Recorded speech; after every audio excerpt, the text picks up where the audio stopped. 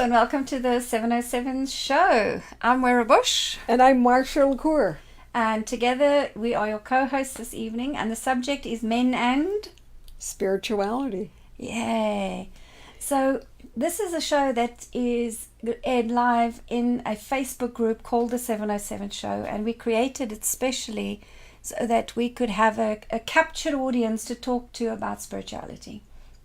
And our first show was with Shannon, and it was about coming out of the spiritual closet. So every show we're kind of coming out of the spiritual closet, talking about certain things. And of course every co-host gets to pick the topic they want to talk about. So Marsha picked men. I love men. Oh, great. Well, thanks for suggesting the topic. Yeah. What is it about men and spirituality that you wanted to talk about tonight? I just think that there's a lot of potential there for men to become more spiritual. And I see there's an awakening collectively with men. Mm-hmm. And I think that that's really what my heart wanted to talk about tonight. Yeah, I think there's a lot of men that are seeking for something more. Yeah, yeah. And where do they go, And this is, again, why we created the 707 show, is that we, and guys, this is where it's so important. If you like the topics that we discuss on the show, you need to share it in groups and on your timelines, and share it with people you know. Tag them, let them know that there's a conversation happening.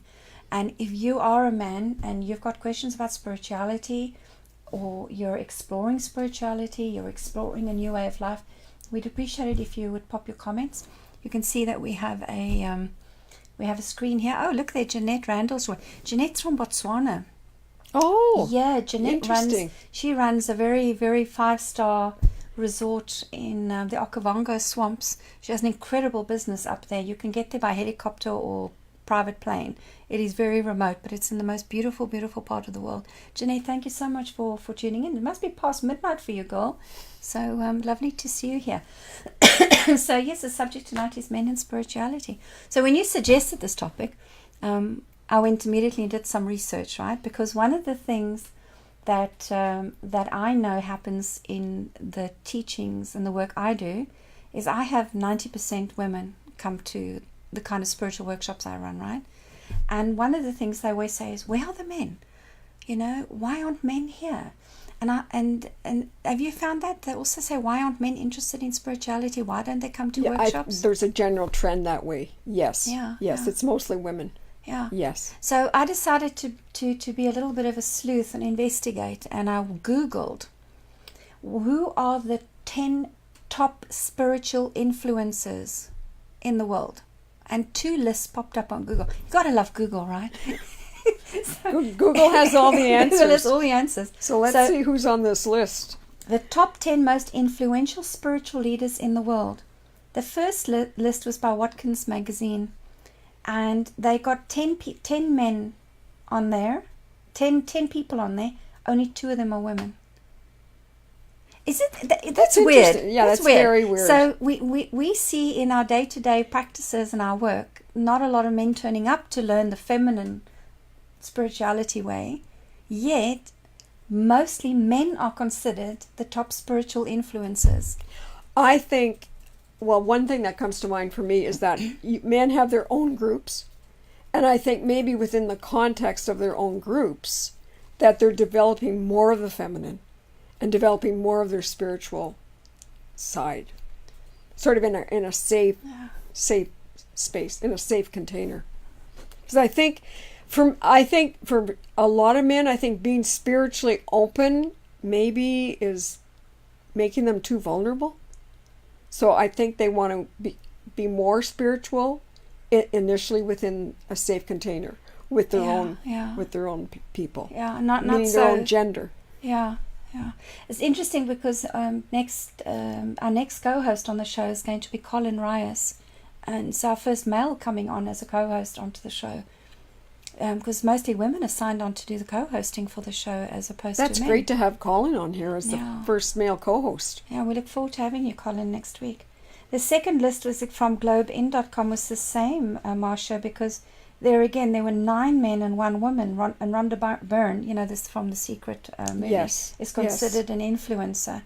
So here again, I think maybe we have this where there's a lot of women doing the ground level work, the training, the developing, and that kind of level, but they're not maybe making themselves as visible or stepping up to a global platform as the men are, because very clearly, there's an imbalance here as to who's considered influential. I found that very interesting. Then there's another little research that Marsha and I did today, and the consciousness divide, because right now we've had a 16,000 year patriarchal rule. Men have really ruled, and now we've got this divine feminine energy coming in, and so we decided to have a little look at what's the difference between the masculine and the feminine divine energy. And I'll start us off here. The first one is, in the males believe competition is inherent to success. They believe if you're competitive, it's going to make you successful. The female energy is about cooperation, not competition. And by the same token, under the masculine, others' success is a threat. And so there is this thing about everyone else is a competitor as a male. On the other hand, the feminine is always focused on adding value. Yeah. And this is what men, and when we're talking about what the female mirror to the male energy is, this is what men are having to embrace, is to let go of the need to be competitive and to become more cooperative. So this is the challenge facing men when they study spirituality, because they're having to study something that comes naturally to women. They have to take it on as a subject of learning. And also with cooperation comes collaboration. That's right. For men. Yeah. And then it becomes a win-win for everybody. That's right. And men are about exclusion and women are about inclusion. Men rule and perform based on their mental power, their intellect, whereas women, we go with our intuition, our intuitive power, our feeling. What is our feeling? We pick up energies. Yeah. We pick up the feelings of others. I know when I do have men on programs, they always go, well, how can I be intuitive? How can I trust my intuition? What is intuition? You have to have a workshop teaching them just that, and for a woman that's natural. Men are taught to judge and destruct, and women are taught to accept and create.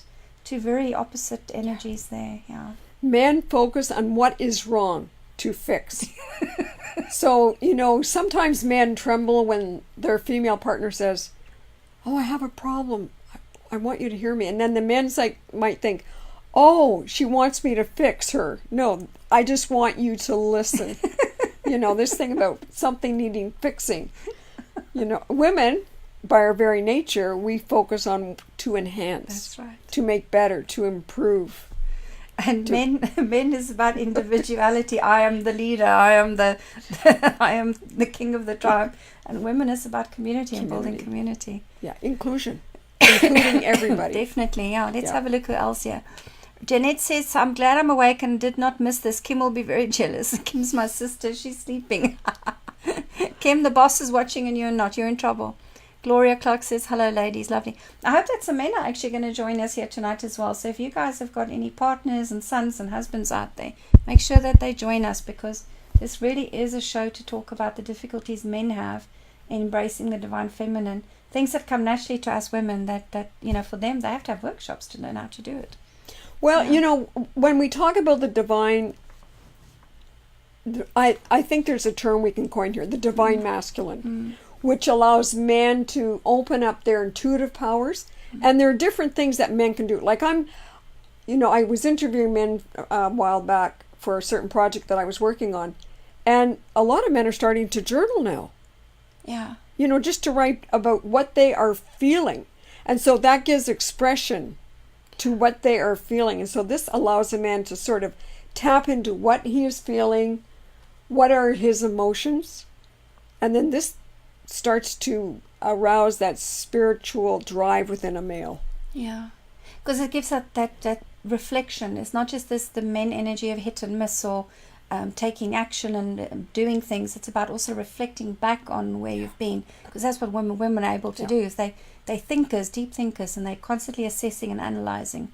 And journaling is a wonderful way to learn that kind of female tool. Because journaling is really a biofeedback mechanism, because you are actually feeling as you're writing.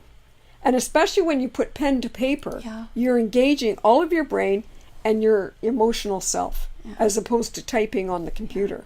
I would consider this a strong tip for anybody out there who does spiritual work and you've got men students, or you're coaching or mentoring men, is get them to journal. I think it's an important part of putting pen to paper. Very critical, very important. And then Wikipedia. I always love to see what Wikipedia's definition of things are. Traditional masculine values. You have this one, Mosh. So traits traditionally viewed as masculine in Western society. So that would be like in North America. Include things like strength, courage, independence, violence, and assertiveness. Now, machismo is a form of masculinity that emphasizes power and is often associated with a disregard for consequences and responsibility. Now, this is very interesting because that response. That's right. Responsibility is really the ability to respond. And today, I was speaking to Todd Stottlemyre. Oh, I saw you guys. Yes. Oh, isn't he gorgeous? Yes. I listened to that chat you had with him live. So we had a chat today on Facebook, and he made the point that men, generally speaking, by tradition, put their health on the back burner. Mm-hmm. And so if a male is going to continue to be aggressive, is going to continue to disregard consequences and responsibility, then, in my humble opinion, a male is increasing both the probability and possibility of contracting some kind of disease. And when you look at the word disease, dis-ease, a lack of ease within the body. So it really is a good idea for a male to start embracing more of his feminine side, which really is waking up more so spiritually. Yeah. Because a spiritual awakening always makes you look at yourself holistically. You have to look at your health. It's in your physical body is included with your emotional health and your mental health. Yeah. Yes. Yeah. And so it's not just, and so your success then is not just, how much money do I have in the bank account, or how many clients did I close it? It becomes more holistic. Yeah. I loved what Todd said on the show. He said that men get stuck on the identity of success. So when they're successful, they take that as their identity, their face to the world. When that involves having, tapping into the ego and the pride that men have. And he says that is not the way of the future millennial male. The way forward here is to also feed and nurture your spirituality and not get stuck in the identity of success. Because he says men crash and burn.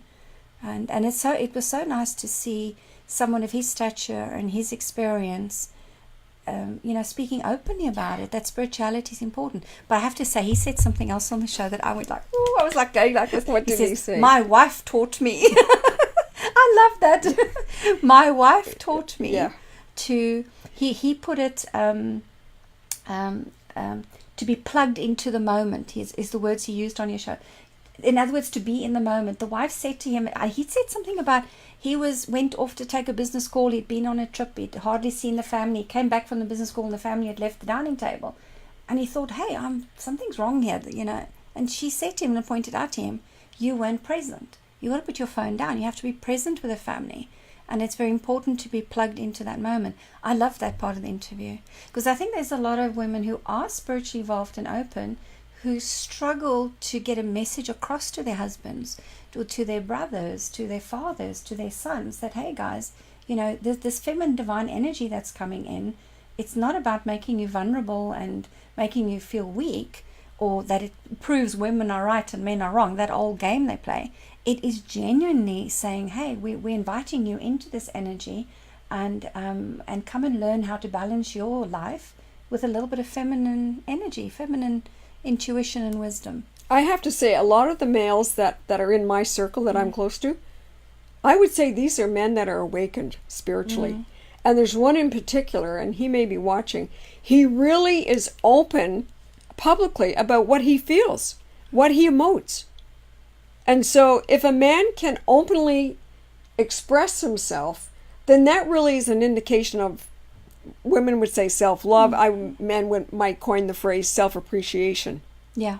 And I think that's really critical for a man. Yeah. Self-respect, self-appreciation, and putting your health really as a priority. I wouldn't say the top priority, but as a priority. Bring her closer to the top of the of your to-do list, if I can put it that way. Yeah. Men, you've heard it here from Marsha. Get your health into gear. Now, Anne McVie, my man cares about his health. Did G? He did a bath. That looks like a G22. That's a reference to color mirrors. Okay. So she's got somebody in her life. Well done, Anne. Yeah. She's got somebody in her life who cares about his health. Oh, that's wonderful. That's very good. Yeah. That's excellent. Yeah. And I also had a look at the University of British Columbia, who did a little research study there, and they came to the conclusion that millennial men value altruism and self-care above traditional male qualities. And this study was done about 630 men between the age of 15 and 27, and they asked them a set of questions as to what do you consider is your main role as men now, and what do you consider is your top priority. And this whole thing about men must protect, men must provide, none of that got center stage. It was about self-care. Isn't that amazing? So they're beginning to realize this. They need to take care of their health. They need to take care of their emotional, mental bodies. And then they can be the protector. Then they can protect, yeah. I mean, what's the use? You know, the old days we used to have the men who used to give the bear away at the cave door, right? I mean, they had to take responsibility, and they had to be strong. And, you know, these days they kind of go, well, there aren't any caves breaking in the front doors, right? But the thing is, we still need our men to be strong. It's true. And I think when men take care of themselves, you know, their physical shell, their spiritual being, then they have more to offer. They have more to provide. And when their container is fuller, then they can perform better. Oh, absolutely. Whether it's protector or what have you. Yeah, I completely get that. I completely get it.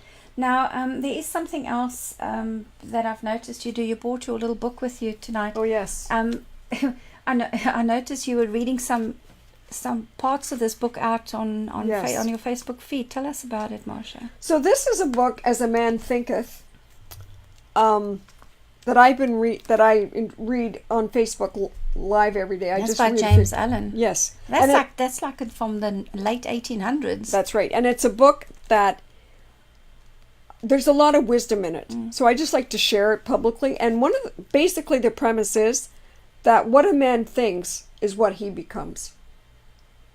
And he also says that what a man is what he attracts. That's right. You don't attract what you want, you attract who you are. That's right. Yeah.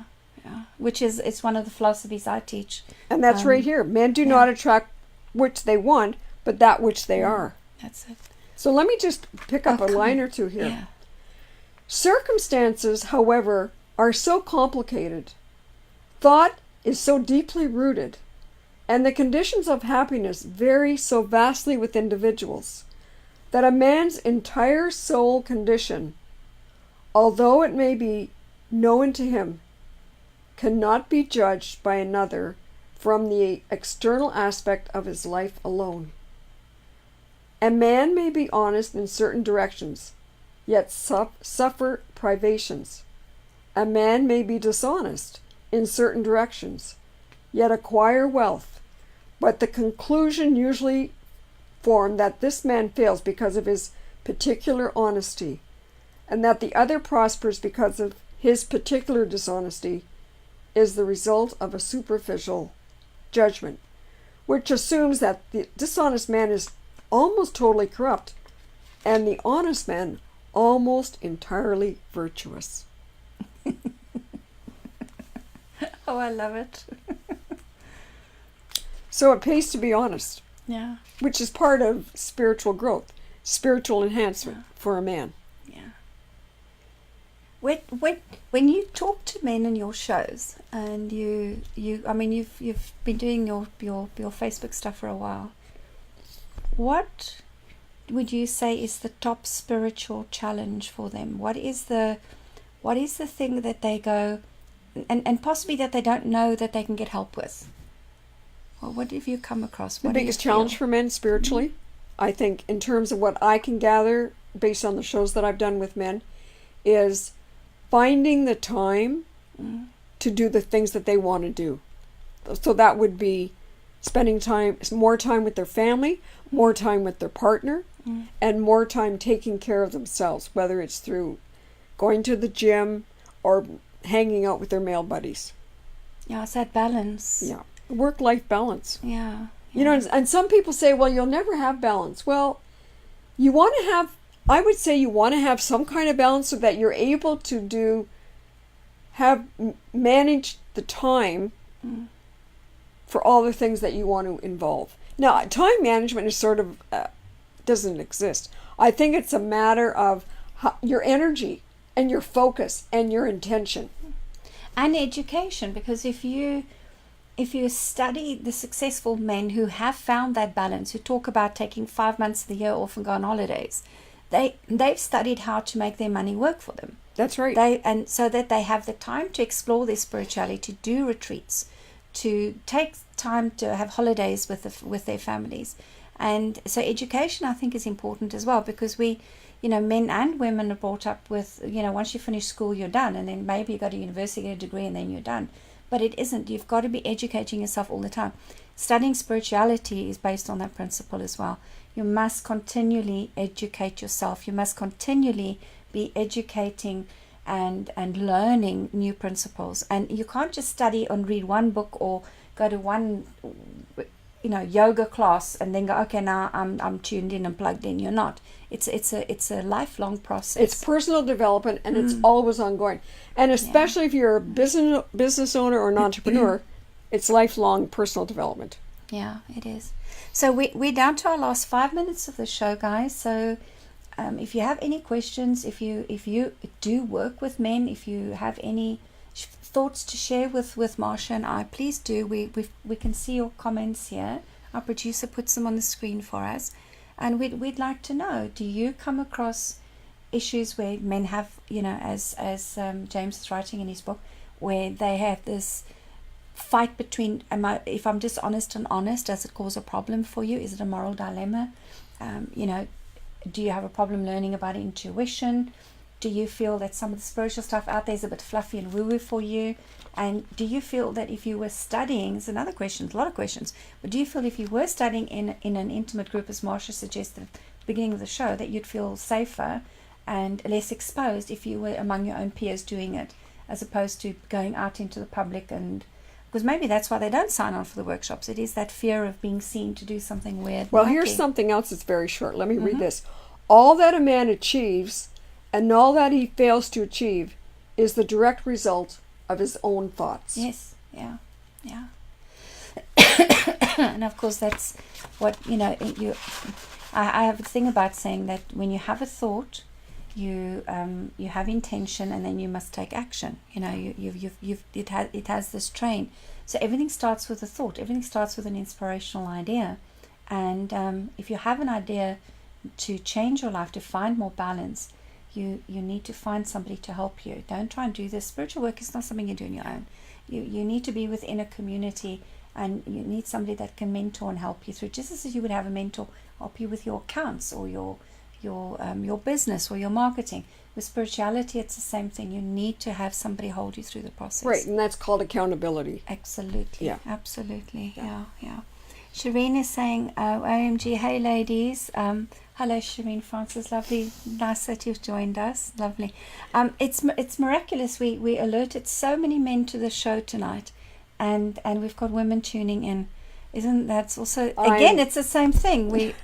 I think men will catch the replay. I'll catch the replay. So, men, if you're catching the replay, we'd love to hear from you, because the show gets replayed throughout the upcoming week, and we'd love to know from you. What are your stumbling blocks? What do you need help with? Is there something we as women can do to support you? And I think we can catch, go back and watch comments being added to the show later on in the week. There's one thing I'd like to add here. Now, Maharishi Mahesh Yogi was the founder of Transcendental Meditation, and he brought that to the West back in the 60s, I believe. And he has a quotation here that I think is very appropriate for what we've been talking about. He says, "Woman is at the top of creation. This is her place and her dharma. And this she must never lose. For if she does, there will be wars, suffering, and cruelty, because she is the opposite of all these things." Now, why is this relevant? Because we were talking about this balance between the feminine and the masculine. The divine feminine, the divine masculine. And when men can assume their role as a spiritual being, embracing their feminine qualities, then automatically women will be at the top of creation, just by divine order, based on spiritual principles. Yeah, completely. And there's this whole shift that we're going through now, where we're shifting into this divine feminine rule. It's not about us losing power or becoming too soft or becoming, everything just becomes about, the healy-feely world, that everything is just about let's all be in touch with our emotions and forget about the body and the mind. It's not. It's about merging the two together. The other thing that Todd said that I liked on the show today, he was really brilliant. I loved the whole show. If anybody hasn't watched this, you need to go onto Marsha's feed and look at this interview. He said something about he has a routine. Yes. Now, women don't have routines. We get up in the morning and you've got to look after the kids, you've got to clean, you've got to prep the house. You're thinking already of 10,000 things to do that day. Men have this focus where they can get up and do a certain thing and have an order to their day. So men tend to achieve more. So on the spiritual exchange of learning that's happening between the male and female now, women can also learn from men. And I want to give a shout out to men here because, I made it a point when I came to Canada, Marsha, to study men. I made it a point to make men my mentors, because I've had all female mentors in my life right up until the time I moved to Canada 3 years ago. I looked out for male mentors. I was determined to draw from the strength and the knowledge that men have, that ability to focus, to be organized, to be disciplined, to have routines, to help me grow as a human being and a spiritual leader here in Canada. So I have to end the show by saying, give a shout out to men, because you are teaching us as the divine female energy as well, and let's find that balance together. And I also want to give a shout out to the millennials. Some of my close friends are millennials, and they're creating a new paradigm. Yes. Oh, they're awesome. Yeah, they really are, generally speaking. And sometimes, people say, oh, well, millennials. No. When you get to know them collectively, they have a lot to contribute to the world, to the globe, moving forward. Yes, definitely. So I think that's it for us, darling. And it's been I hope great. you've enjoyed it. I've loved it. Yes. You're going to come back and co-host again? Yes, absolutely. Oh, excellent. So thank you so much for joining us on the 707 show. And it's an informal show about spirituality. Tonight's topic was men and spirituality. And next week we actually have a male co-host, Colin Reyes, who's going to be in the hot seat and co-host with me. So, Marsha, thank you so much for being here. This was incredible. It's been fabulous. We're going to do this again, right? We are. Thank you, Moira. And thank you for watching, and share.